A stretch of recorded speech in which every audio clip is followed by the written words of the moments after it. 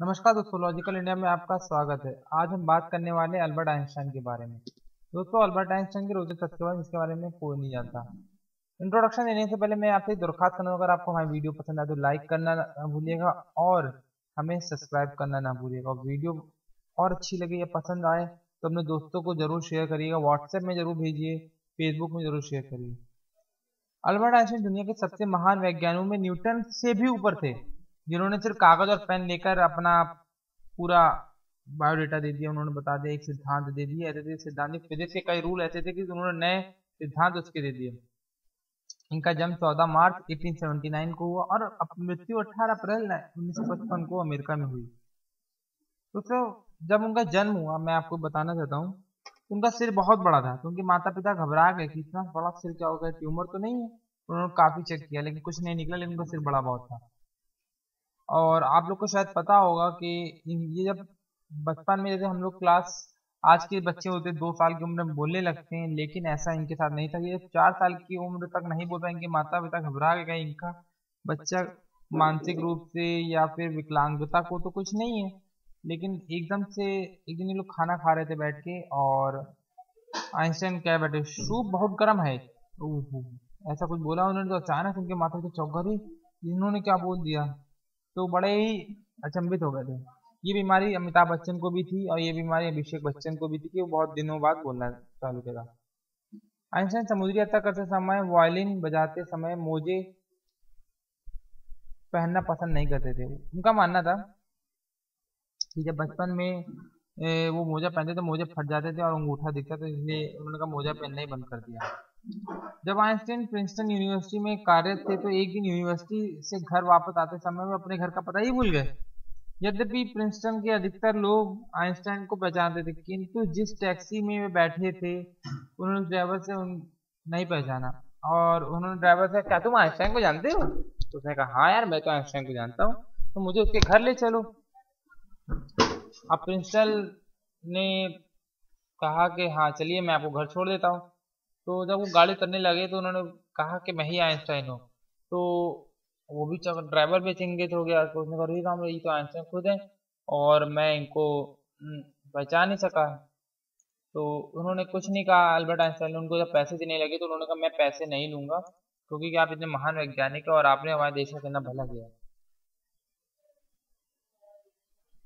और आपको पता नहीं होगा, कैटलेट यानी कि कैलिफोर्निया इंस्टीट्यूट ऑफ टेक्नोलॉजी में ने अल्बर्ट आइंस्टाइन को एक समारोह में आमंत्रित किया था। तो आइंस्टाइन अपनी पत्नी के साथ कार्यक्रम में हिस्सा लेने गए और उन्होंने माउंटेन विल्स पर स्थित अंतरिक्ष वेधशाला भी देखी। उस वेधशाला में उस समय एक तक बनी हुई दुनिया की सबसे बड़ी अंतरिक्ष दूरबीन स्थापित थी। इतनी बड़ी दूरबीन को देखने के बाद श्रीमती आइंस्टाइन ने वेधशाला पूछा, इतनी बड़ी दूरबीन में आप क्या देखते हैं? प्रभारी को यह लगा कि श्रीमती आइंस्टाइन खगोल शास्त्र का ज्ञान कुछ कम है, तो उसने बड़े रौब से उत्तर दिया, इसमें हम ब्रह्मांड का रहस्य पता लगाते हैं। ऐसा बोला कुछ। बड़ी अजीब बात है कि मेरे पति तो यह सब उनकी मिली चिट्ठियों के लिफाफों पर ही कर लेते हैं। श्रीमती आइंस्टाइन ने कहा। तो वो अचंभित हो गए, अरे राम रे, ये कैसे कर सकते हैं। तो एक बार एक नाजी गतिविधि के कारण आइंस्टाइन को जर्मनी छोड़कर अमेरिका शरण लेनी पड़ी थी और उन्हें बड़े बड़े विश्वविद्यालय में अपने यहाँ आचार्य का पद देने का निमंत्रित दिया।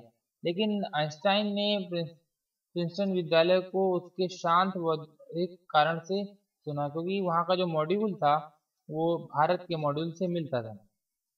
पहली बार प्रिंसटन पहुंचने पर वहां के प्रशासनिक अधिकारियों ने आइंस्टाइन से कहा, आप प्रयोग के लिए आवश्यक उपकरणों की सूची दे दें, लेकिन आपके कार्य के लिए उन्हें जल्दी उपलब्ध कराया जा सके। आइंस्टाइन ने सहजता से कहा, आप मुझे केवल एक ब्लैक बोर्ड और कुछ चौक और कागज और पेंसिल दे दीजिए, इससे ज्यादा मुझे कुछ नहीं चाहिए।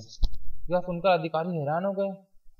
इससे पहले कि वह कुछ और कहते तो आइंस्टाइन ने कहा, और एक बड़ी टोकरी भी मंगा लीजिएगा, क्योंकि कि अपना काम करते समय मैं बहुत सारी गलतियां भी करता हूँ और छोटी टोकरी पे बहुत जल्दी रद्दी भर देता हूँ।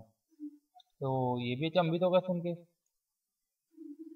जब लोग आइंस्टाइन से उनकी प्रयोगशाला के बारे में पूछते थे तो वो केवल अपने सर की ओर इशारा करते होते, कहते थे, मेरा दिमाग ही है, यही प्रयोगशाला है।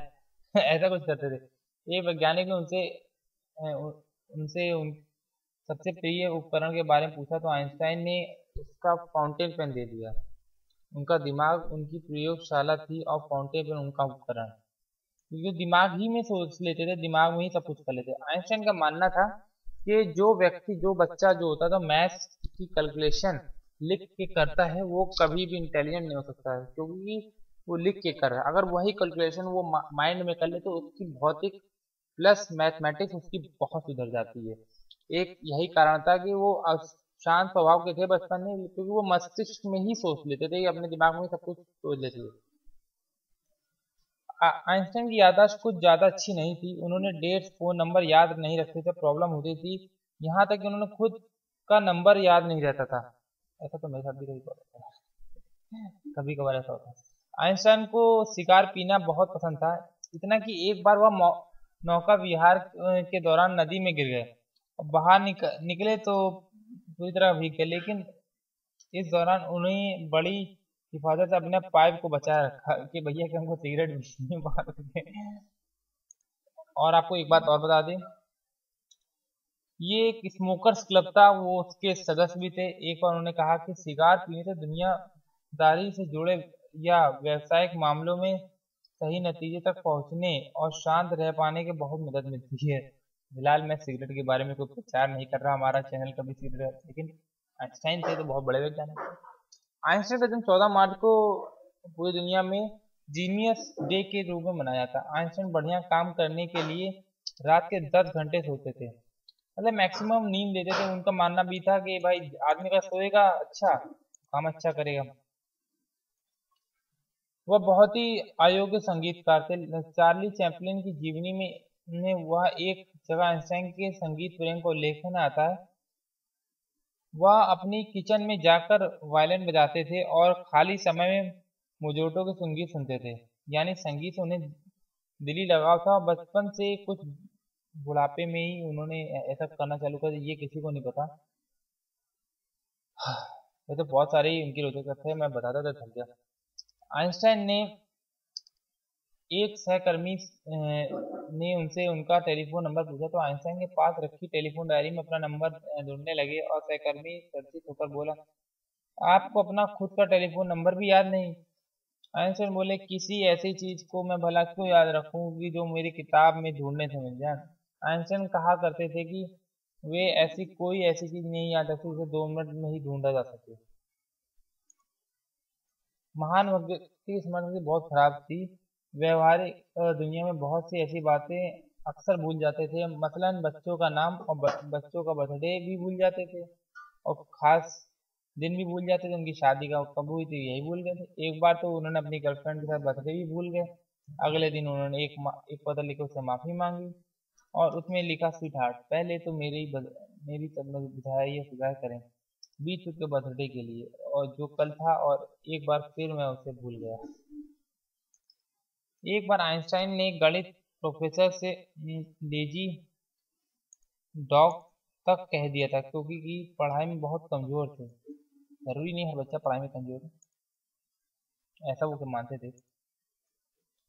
आइंस्टाइन के मन के अंदर विज्ञान के प्रति रुचि तब पैदा हुई जब उनकी उम्र 5 साल की थी। उनके पिता उन्हें एक कंपास लाकर दिया था। और वैसे तो आइंस्टाइन की सभी खोजें प्रसिद्ध हैं, मगर उनकी सबसे ज्यादा प्रसिद्ध तब हुई जब उन्होंने E=mc² का दिया। पर पत्र प्रकाशित किया। इसका मतलब इकाई पुंज को अगर प्रकाश की गति से वर्णन किया जाए तो उसकी गति ऊर्जा से प्राप्त होती है। मतलब थोड़ा ये टिपिकल है E=mc²। इसके बारे में हम लोग कभी नया वीडियो बनाएंगे तो आपको जरूर बताएंगे E=mc² होता क्या है। मगर आइंस्टाइन की दिमागी जिंदगी भर इस गलत का प्रयोग के विरुद्ध थे। भाई वो कहते थे E=mc² था इनका, जो इन्होंने दिया था उनको कहते थे बहुत गलत मैंने दिया है, और इसका प्रयोग सही काम में होना चाहिए, सही जगह होना चाहिए, ना कि हिरोशिमा नागासाकी जैसा काम होना चाहिए।